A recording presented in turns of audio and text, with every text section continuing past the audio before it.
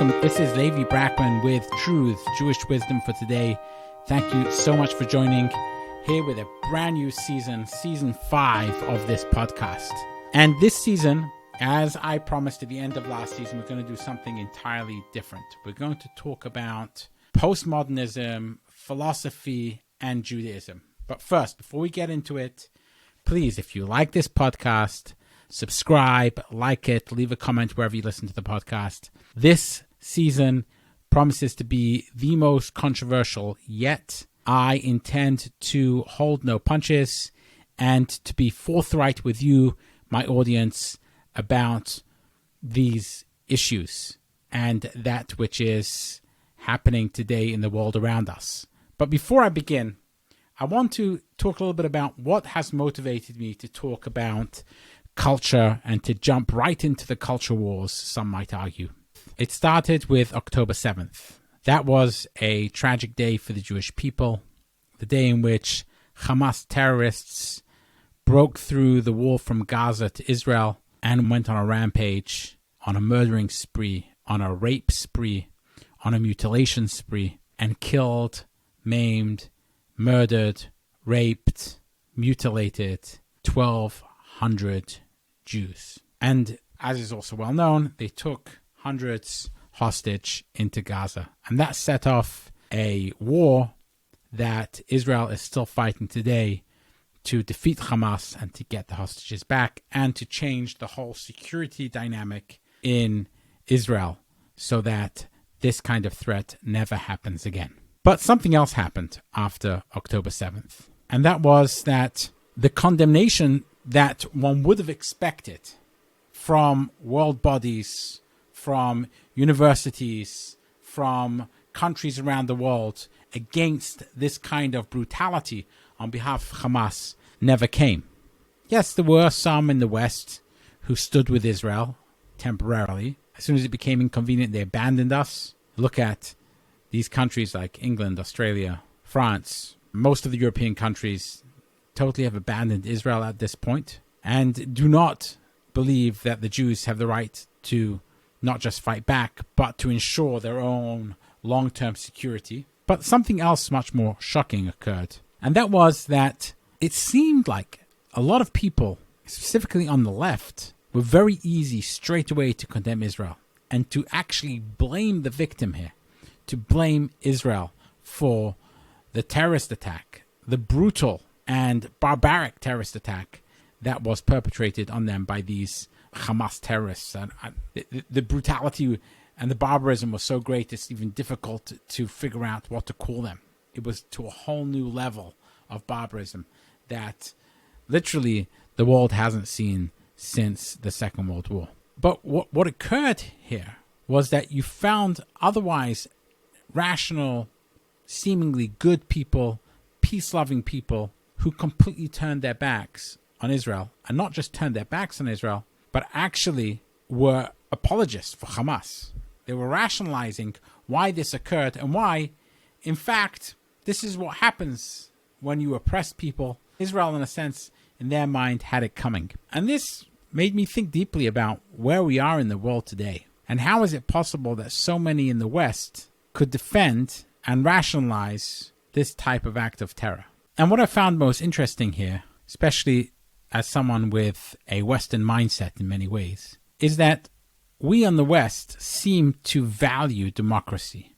At least we claim to value democracy. If you see how the people on the left who have been squealing about what happened on January 6th with Donald Trump trying to steal the election. And we care, it seems, about democracy. We care about equality. We care about human rights. We care about the dignity of women. We care about the fact that people should treat each other with respect. These are things we seem to care about. We care about human life. But when all the women's organizations in the world weren't able to condemn Hamas for their barbarism towards women, and when many of the enlightened minds in academia across the world, in America and in Europe, unable to find it within themselves to condemn Hamas, and instead their knee-jerk reaction was to blame Israel, I felt that something had changed here. I felt that this is not Western values. Israel is a country which espouses Western values. And it seems like many in the West, especially the intelligentsia in the West, don't seem to align themselves with Israel. Rather, they align themselves with Hamas. And why is it that people in the West, specifically on the left, align themselves more with Hamas than with Israel, which espouses Western values? I decided that it was really important for me to look into this and to try and understand it with clarity. Because if we don't understand what's going on clearly, then it's very difficult to combat it. What was immediately clear to me was that there's something very wrong with the mindset and the ideology of these people who seem to align themselves with Hamas rather than with Israel. And on the outset, one could say it really doesn't make sense because you've got, for example, gay prideful people from the LGBTQ community which are supporting Hamas. Don't those people know that if they lived in Gaza, they would be killed for being gay? Or how is it that the LGBTQ community is aligned with Hamas? What about the feminists?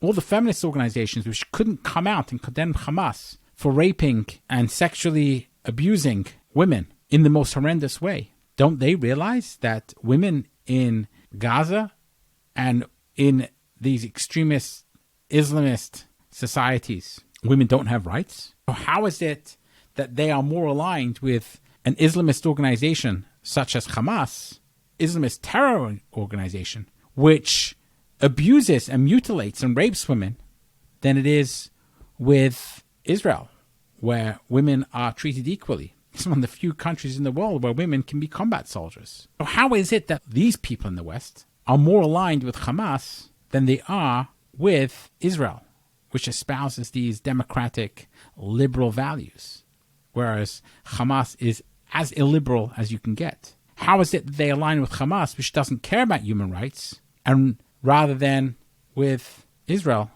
which does care about human rights? How is that possible? Don't they realize that there are no human rights in Gaza? Don't they realize that they don't care about human life in Gaza? Don't they realize that there are no women's rights or no feminism or no LGBTQ rights in Gaza? So why are they aligning themselves with a government that is so illiberal? So one might think that a lot of these people are just ignorant, and that's why they are aligning themselves with Hamas rather than with Israel. But none of that is really the case, unfortunately. If it was just ignorance, then it would be much easier to solve this problem, because we would just be able to educate people, and then voila, the problem is solved. Unfortunately, it's not ignorance. This is intentional, because there's an ideology which, whilst it might care about human rights, whilst it might care about feminism, whilst it might care about LGBTQ rights, it actually has values which transcend those. And for those values, they align much better with Hamas than they do with Israel. And not just with Israel, but with Western democracies in general. And this needs to be exposed. It needs to be discussed, and people need to understand where this comes from. I do believe there are a lot of people who don't understand where it comes from, and therefore they're believing in something because society seems to be more or less believing in this nowadays, because they're taught this in universities and therefore they believe in it,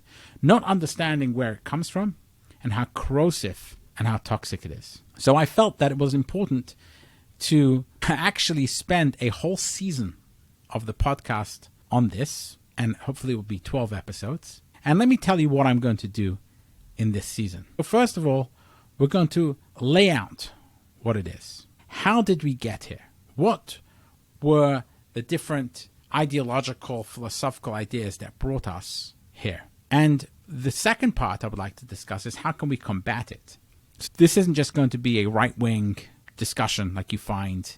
There are plenty of them out there on the internet who are there just bashing the liberals. I actually consider myself a liberal in many ways. Now, I'm not a liberal like the left wing today consider themselves liberal, but I'm a liberal Democrat. That doesn't mean I'm a part of the Democratic Party, but I'm a liberal Democrat, meaning that I believe in liberal democracy. I very strongly believe in liberal democracy. I'm also a scientist. I've got a PhD in psychology, And a lot of my research was highly quantitative. I conducted scientific experiments, yes, on human subjects, which is psychology, but they were scientific experiments nonetheless. And I am a very strong believer, and not just a believer, but practitioner in science and what science can do for humanity. So I'm also a rationalist. So I believe in rationality. I believe that logic and thinking and rational thought can be very powerful. So in that sense, I'm one who believes in science, rationality, in democracy, and liberalism. I believe that women should have equal rights to men. I'm outraged at the idea that my daughter should be told that she can't do something just because she's a woman. I'm also a person who believes that people should be able to, if they want to, love the way they want to love. It's a free country. We shouldn't be imposing our values on other people. I'm also a very strong believer in the idea that people should be allowed to vote and vote their conscience. People should be able to speak the way they want to speak. So I'm a believer in free speech. I don't believe that people should be canceled. Even if I don't like that speech, I'll fight for your right to speak that way. I believe in freedom of religion. I think that everyone should be allowed to choose whichever religion they want to practice. And that makes me an American. Although I was born in England, I'm an American citizen and a believer in liberal democracy. So we are able to live our lives in the pursuit of happiness. And I also believe that everyone should be given equal opportunities. We should all have an opportunity to succeed, and there should be a level playing field. If you work hard, you put in the time and effort, then there should be a meritocracy. We should allow everyone who works hard, works honestly, works with ingenuity, should have the opportunity to succeed.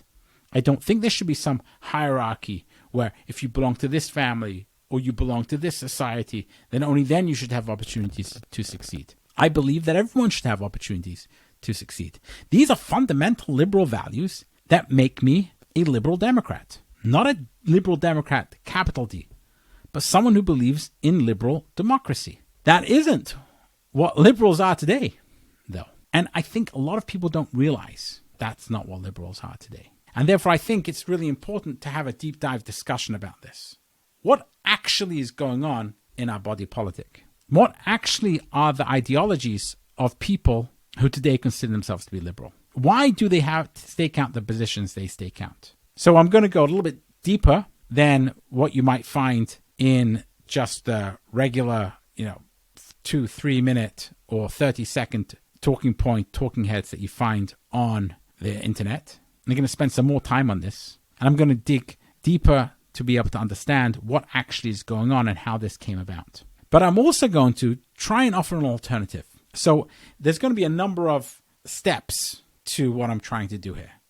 First, I'm going to explain where we came from and how we got here and where are we and why it results in this very strange ideological positions that people take where they seem to be more in line with a barbaric terrorist organization like Hamas than with a liberal democracy like Israel.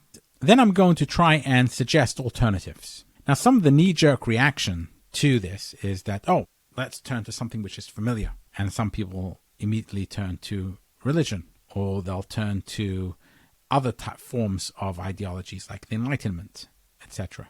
Part of the reason why we're here today is because, in my opinion, we haven't been thoughtful enough about the reactions to some of the arguments against prior ideological positions that people took. So I'm going to try and be thoughtful here and try and come up and propose some ideas which might be a little bit new, but probably have a lot of the old in them as well, and propose an alternative way of thinking about things that I'm hoping will be helpful in navigating this mess that we're in today, where we have a lot of people in society have adopted positions that are not just toxic, but are corrosive and could be very detrimental to the future of all of our democratic institutions and democratic way of lives. Now, I want to be clear that I don't think this is a right and a left thing, because when I look at the right, I find that the right have also adopted a lot of these positions. So you find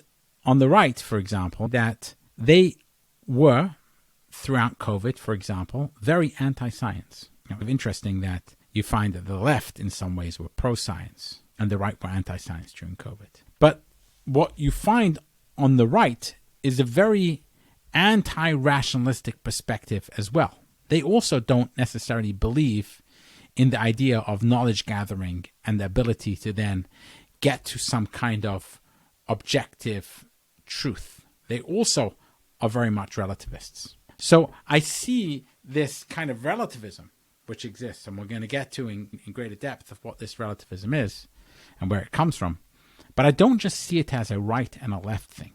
It rears its ugly head both on the right and on the left. It is pervasive in our culture. It just expresses itself in different ways on the right and on the left. One of the things I find really interesting when I look at our politics today is that you find people on the right, they want to tear down some of the institutions of democracy. They want to completely gut and get rid of the FBI.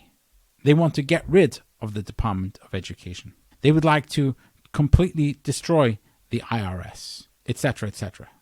This is their ideas. Why do they want to do that? Well, because they say it's been so corrupted. But they're not looking to reform. They want to destroy. They don't really want to conserve that which went before. They want to completely renew. So in some ways, they say they want to change, move forward, and how do they want to change? They want to change by destroying. This has typically been a left position. That's what they call progress. Progress is the idea that we don't want to conserve that which was in the past. We want to get rid of it and get to the next model, the next best thing. This is a position now which the right have taken on. They're the progressives. Now, you might not agree towards what they're progressing, but they also see a brighter and better future for America in their view. So you find that the right are really progressives. They're not looking to conserve, which is what conservatism is really all about. The other thing you find is, as I mentioned, that they seem to be in many ways anti-science, which is anti-fact, which means that they say, don't confuse me with any kind of data. Don't confuse me with facts. You can say, show them all the data you want that the election wasn't stolen. They say fake news. In other words, you find on the left the same idea of relativism. Because I have my truth, and I believe in my truth that Biden couldn't have been elected, therefore he wasn't elected. Don't confuse me with the evidence. The evidence doesn't matter. I feel that he wasn't elected. I feel that the election was stolen from Donald Trump, therefore it was stolen from Donald Trump. I feel there was no insurrection on January 6th, therefore there was no insurrection on January 6th.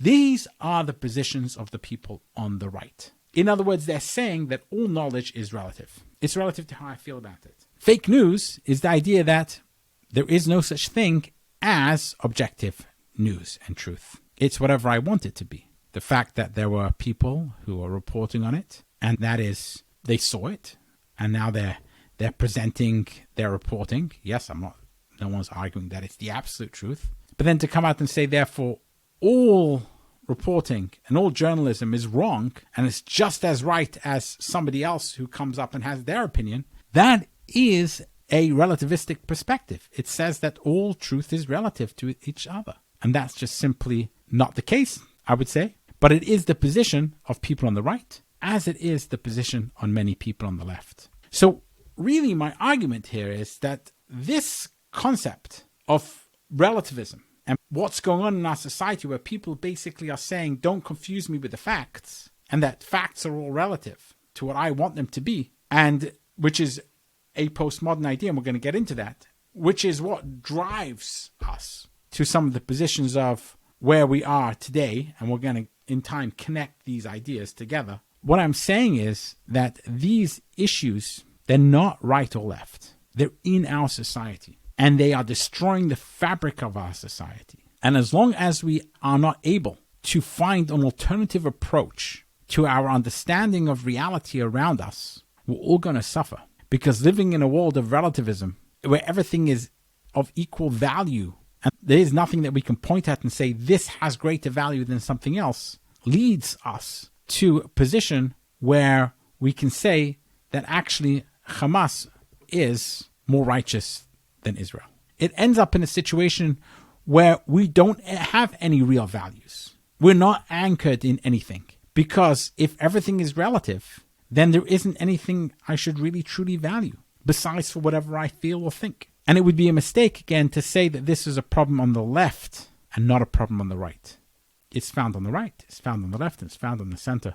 It's a plague of our times. So what I intend to do is to talk about how we got here, how we ended up in this place, and then where we can go from here to fix it. And together with that, I'm then going to also analyze all of these ideas which come out of this from a Jewish perspective. So this is Truth's Jewish wisdom for today, and therefore it is Jewish wisdom, and therefore I'm going to take a lot of this from a Jewish perspective, or what I consider to be a Jewish perspective. So it's not going to be just philosophical concepts, it's not just going to be the philosophy of it, the history of ideas, or a commentary on where we are today, but rather it's also going to offer solutions specifically from a Judaic perspective. The other thing which I intend to do is I intend to invite certain people onto the podcast to have them share their ideas with us. I'm going to try and unpack where we are today from a uniquely Judaic perspective and try and offer a vision for a way forward that takes us out of the toxic postmodern philosophy that has gripped this country and the world. Another thing that motivates me to do this is that when I look around and I ask myself, who is really talking about this in a rational way? Who's talking about this not from a party political perspective, but from an ideological, philosophical, and thoughtful perspective?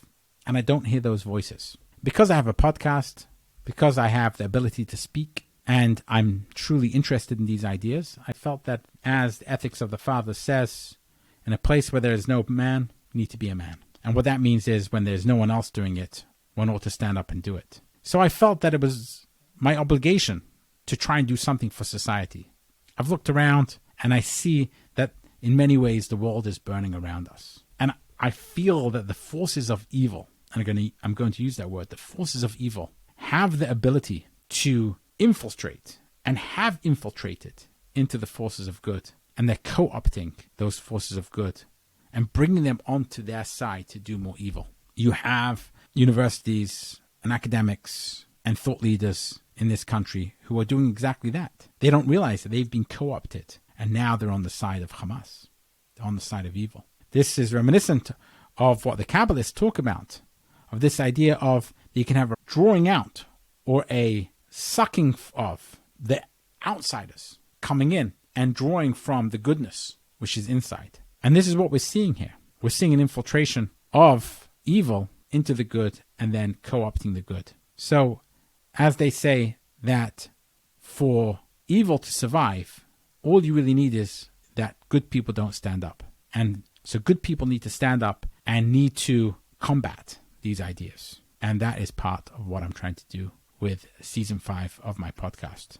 Combat these ideas. Let me just tell you to the degree to which I think these ideas have infiltrated. And this, what I'm about to say, might be very controversial, but it ought not to be. There's a synagogue that I used to go to, and it's in the past. It's a used to go to, and I'll explain why. In this synagogue, and it's a traditional synagogue, you have LGBTQ people who are now running the synagogue. Now you might say, am I against LGBTQ people? Absolutely not. I know that people on the left and the people who have the ideology which I'm trying to combat in this podcast will say that I am.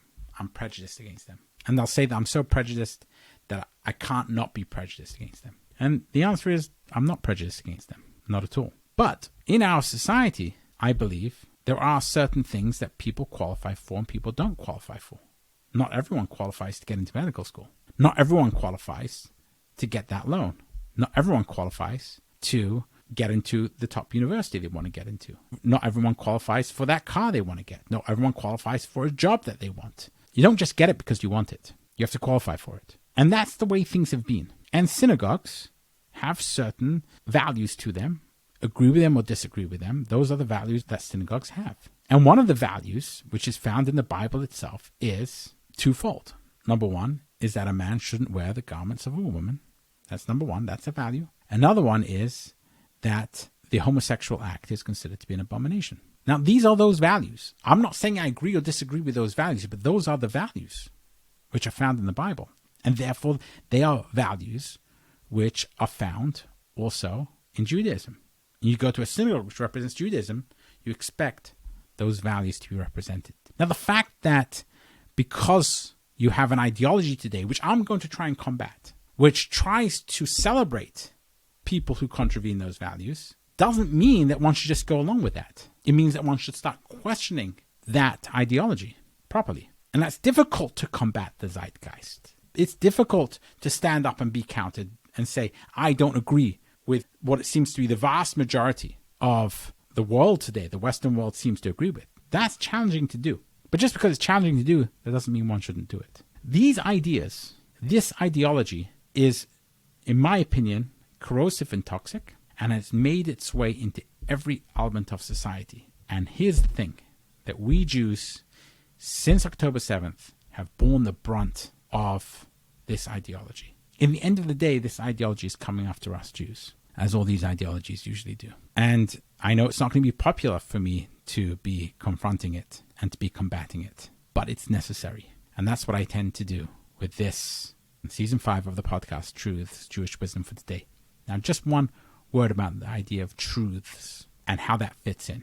Because truths, Jewish Wisdom for Today, well, might make you think the podcast is telling us that all truths are relative to each other. Now, that's not what this podcast is saying. This podcast is saying that religion comes to tell us truths rather than the truth. Now, I also am of the opinion that the truth is something that is impossible for us humans to ascertain. And the Bible says that too. But there's a big difference between saying that we can't access the truth as humans and that everything is relative. There's a big difference between those two things. And I'm going to expound upon that also in this season of the podcast.